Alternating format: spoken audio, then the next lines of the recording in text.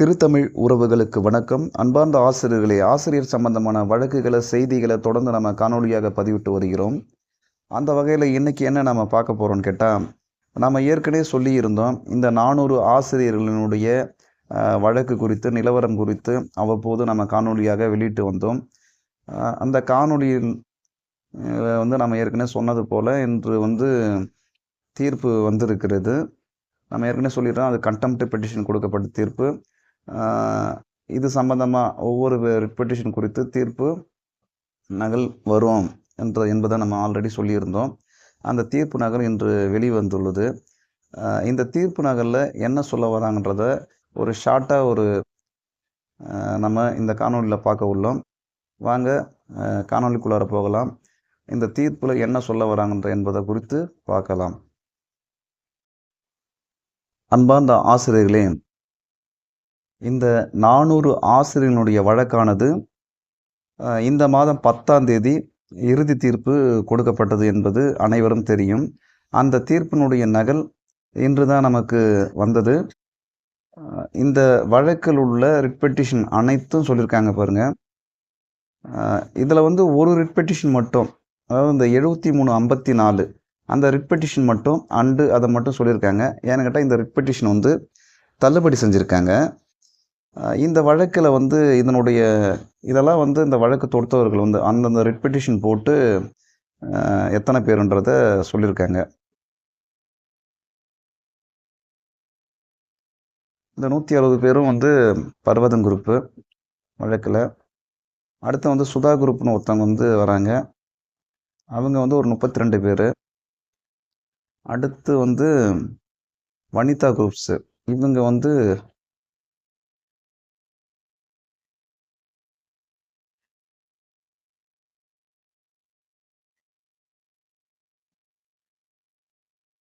144 பேர். இந்த மாதிரி நிறைய குரூப்ஸ் எல்லாம் சேர்ந்து தான் 410 பேர் இந்த வழக்கு மொத்தமாக பின்னாடி வந்த வழக்கெல்லாம் சேர்த்து 410 பேர் இந்த வழக்கில் இருந்தாங்க. இதை நம்ம அவ்வப்போது காணொலியாகவும் நம்ம சொல்லியிருந்தோம். இந்த தீர்ப்பினுடைய இறுதியில் இதெல்லாம் இந்த ரிட் பெட்டிஷன் என்ன அவங்க வழக்கு அவனுடைய பிரேயர் தான் இதெல்லாம் சொல்கிறாங்க. இறுதியில் தான் தெரியும்.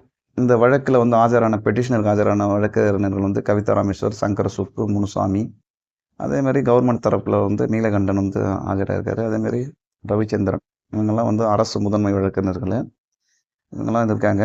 இவங்க 2 பேருக்கும் காமன் ஆர்டராக சொல்லியிருக்காங்க. இதெல்லாம் ஏற்கனவே வந்த நடைமுறைகள். இதெல்லாம் நம்ம இந்த 188 பேஜ் படிச்சுட்டு இருந்தால் நம்மளுக்கு இந்த வீடியோ போடுறதுக்கு அது 2 மணி நேரம் கூட ஆகும். அதெல்லாம் நம்மளுக்கு தேவையில்லை படிச்சுட்டு. இப்போ ஷார்ட்டாக என்ன சொல்ல வராங்கன்றத கடைசியாக நம்ம பார்த்துடலாம்.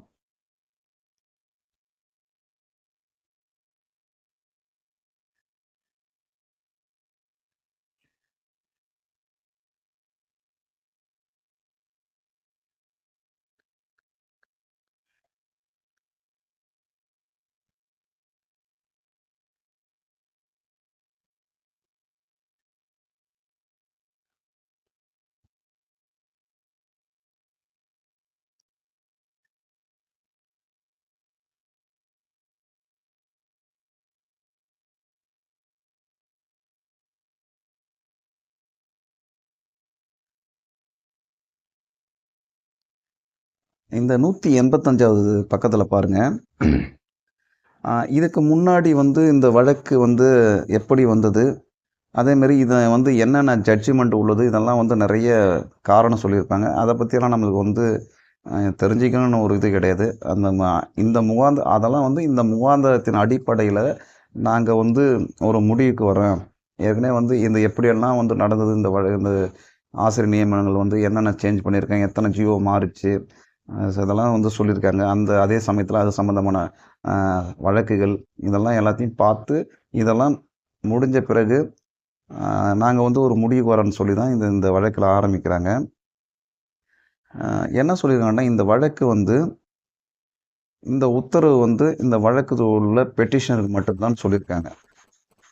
அதேமாரி 2வது என்ன சொல்லியிருக்காங்கட்டா, இந்த ரிட் பெட்டிஷன் 7353 இருக்கு பற்றியா, WMP நம்பரு. Writ petition 26133.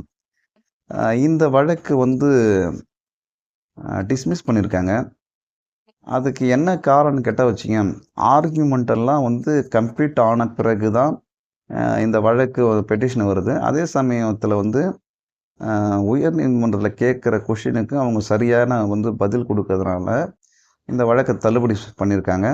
அப்படி தள்ளுபடி பண்ணும்போது அவங்களுக்கு வந்து அந்த கோர்ட்டினுடைய காஸ்ட்னால வந்து என்ன பண்ணியிருக்காங்கன்னா, வந்து பணம் தள்ளாம தான் தள்ளுபடி பண்ணியிருக்காங்க.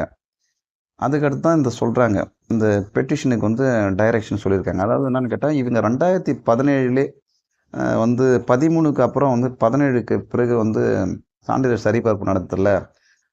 அத வந்து தொடர்ந்து நீங்க வந்து ஃபாலோ பண்ணி என்சிடியினுடைய அ என்சிடியினுடைய ஃபாலோ பண்ணி இந்த டெட்டு ஸ்கோரையும் அதேமாரி ரிசர்வேஷனும் ஃபாலோ பண்ணி இவங்களுக்கு வந்து அந்த உத்தரவு அதாவது வேலைய வந்து வழங்க சொல்லி தான் இந்த உத்தரவு வந்திருக்கு. இந்த உத்தரவுல அதே சமயம் வந்து இப்ப இதுக்கு முன்னாடி வந்து அந்த நோட்டிஃபிகேஷன் 25/2003 உள்ள நோட்டிஃபிகேஷன் பிரகாரம் அதனுள்ள இருக்க வேக்கன்சியோ, இல்ல அதன் பிறகு ஏற்படக்கூடிய புதிய வேக்கன்சிலயும் வந்து அ எ வந்து எந்த ஒரு ரீசனும் இல்லாம தான் மேல உள்ள வழிமுறைகள நீங்க நடைமுறைப்படுத்த வேண்டும் தான் சொல்லியிருக்காங்க இந்த வழக்குல. இறுதியா என்ன சொல்லியிருக்காங்கட்டா, அந்த ரிட்டன் மிஸ் பெட்டிஷனுக்கு பத்தி 7353/2003 டிஸ்மிஸ் சொல்லியிருக்காங்க. அந்த வழக்க வந்து கட்டணம் இல்லாம வந்து அத குளோஸ் பண்ணியிருக்காங்க. இந்த வழக்குல வந்து அந்த ஒரு அனைத்து வழக்குகளுமே வந்து ஏற்றுக்கொள்ளப்பட்டது. அந்த ஒரு வழக்கு மட்டும் தான். இந்த ரிட் பெட்டிஷன் என்பவர் வந்து இலக்கிய பிரியா என்ற ஒரு நபர் வழக்கு மட்டும் தான் கடைசி நேரத்தில ஆர்கியுமெண்ட்லாம் முடிஞ்சு, கடைசி நேரத்தில வந்து இந்த வழக்குல இணைஞ்சதுனால, கோர்ட் எழுப்பும் அவங்க கேட்கிற கேள்விக்கும் வந்து சரியான பதில் தராதனால இந்த வழக்க நீக்கியிருக்காங்க. இந்த உத்தரவு வந்து இந்த வழக்குல உள்ளவங்களுக்கு மட்டும் தான் இந்த இது சொல்லியிருக்காங்க. இப்ப வந்து என்ன நடக்கும் கவர்மெண்ட் தரப்பு இப்ப வந்து உத்தரவு நம்ம ஆல்ரெடியே சொல்லியிருக்கிறோம். இது வந்து பெட்டிஷனருக்கு ஃபேவர் தான்ட்டு. இப்ப இந்த உத்தரவு வந்து அரசாங்கம் நடைமுறைப்படுத்துமா? இல்லை மேல்முறையீடு செய்யுமா? என்கிட்ட இப்ப வந்து கோர்ட் உத்தரவு குடுத்துருச்சு. அதனால வந்து இவங்க வந்து வேலை குடுத்து தான் ஆகணும். ஆனா இது அரசு இதை ஏற்றுக்கொண்டு அவர்களுக்கு வேலை அளிப்பார்களா? இல்லை உச்சநீதிமன்றம் செல்வார்களா? என்பதெல்லாம் பொறுத்திருந்து தான் பார்க்கணும்.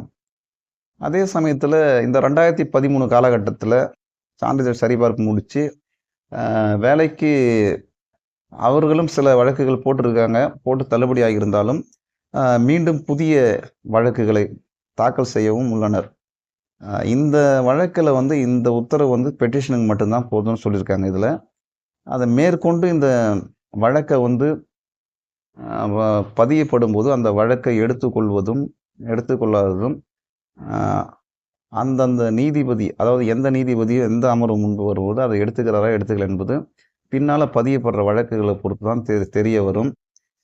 ஏற்கனவே நிலுவையில் உள்ள வழக்குகள் வந்து ஒரே ஒரு வழக்கு தான் இருக்கு. இதே வந்து கவிதா ராமேஸ்வரன் அவர்களோடு உள்ள வழக்கு. 2 நீதிபதி அமர்வுல உள்ள ஒரு வழக்கு ஒண்ணு இருக்கு. அத வந்து அவர்கள் வந்து அதன் பிறகு வந்த புகழேந்தி தொடுத்த வழக்கு போல தள்ளுபடி செய்வார்களா? இல்லை இந்த வழக்க போலே அதே வந்து அதையும் வந்து இதே நீதியை பெற்றுத் தருவார்களா என்பது பின்னாடி வரக்கூடிய நாட்கள்ல தெரிய வரும். இப்ப அரசாங்கம் இதை எவ்விதம் கையாளப் போகிறது என்பது குறித்து தான் அனைத்து ஆசிரியர்கள் மத்தியிலும் ஒரு எதிர்பார்ப்பை கிளப்பியுள்ளது. வரக்கூடிய காலங்களில் என்ன நடக்கும் என்பது தான் தெரிய வரும். அதே சமயத்துல இந்த 400 வழக்குகளை குறித்து நாங்கள் ஏற்கனவே எங்க சங்கத்தின் தலைவர் மூலமாக 2, 3 முறை சந்தித்துள்ளோம். இந்த 400 வழக்கு வந்து 400 ஆசிரியர்களுடைய வழக்கு எப்போ வந்தது? இது குறித்து முன்னாள் பள்ளிக்கல்வி இயக்குநர்கள் வந்து நம்ம இது பற்றி பேசும்போது நிச்சயம் நாங்கள் வந்து மேல்முறையீடு செய்வோம் என்றுதான் ஏற்கனவே கூறியிருந்தார்கள். அதனால தான் நம்ம சென்ற காணொலியில கூட நம்ம வந்து இந்த விஷயத்தை வந்து அதாவது அரசு தரப்பு வந்து இவர்களுக்கு ஃபேவரா வந்தாலும் அதை அவங்களுக்கு கொடுப்பாங்களான்றது குறித்து நம்ம ஒரு கேள்வி கணைகளோடு தான் நம்ம அதை தொடுத்திருந்தோம். இது எல்லாமே வந்து பொறுத்திருந்து தான் பார்க்கணும். ஆசிரியர் சம்பந்தமான வழக்குகளை செய்திகளை தொடர்ந்து நம்ம காணொலியாக பதிவிட்டு வருகிறோம். நம்ம சேனலில் பிடிச்சிருந்தா லைக் பண்ணுங்க, ஷேர் பண்ணுங்க. நன்றி.